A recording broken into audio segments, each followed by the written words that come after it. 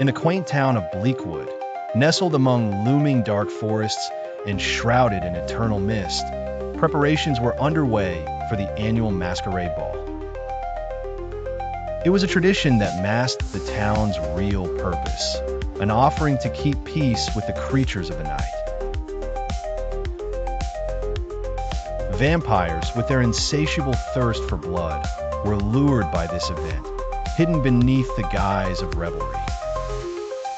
Lisa, a young woman who had recently moved to Bleakwood, was unaware of the town's sinister secret.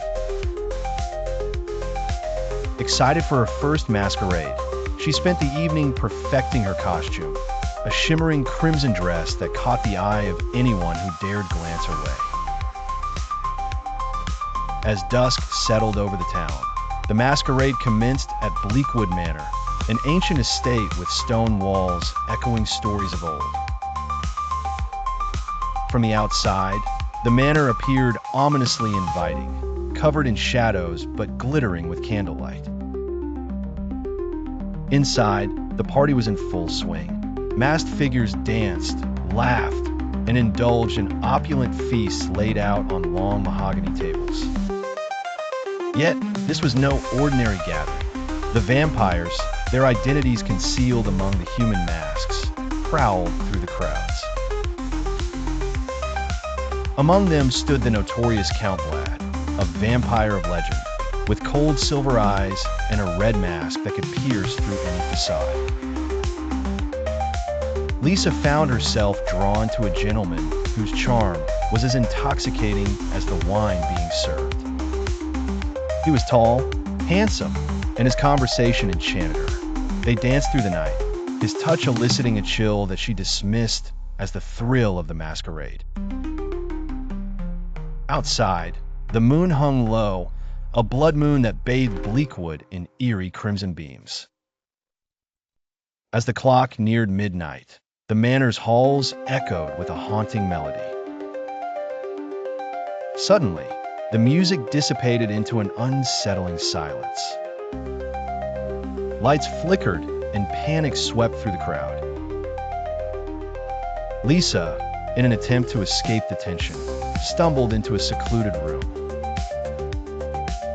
Within, she discovered a dark secret revealed by the moon's mystical glow. Behind a velvet curtain lay an altar, surrounded by eerie symbols and scattered rose petals stained red.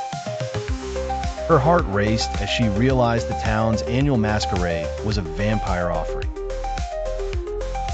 Before she could flee, the gentleman who had charmed her earlier appeared at the door, removing his mask to reveal Count Vlad himself.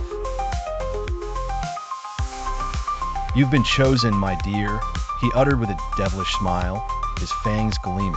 Terrified, Lisa backed away. "You can't do this," she exclaimed, her voice trembling. But Count Vlad continued to advance, his presence holding a magnetic, fatal allure.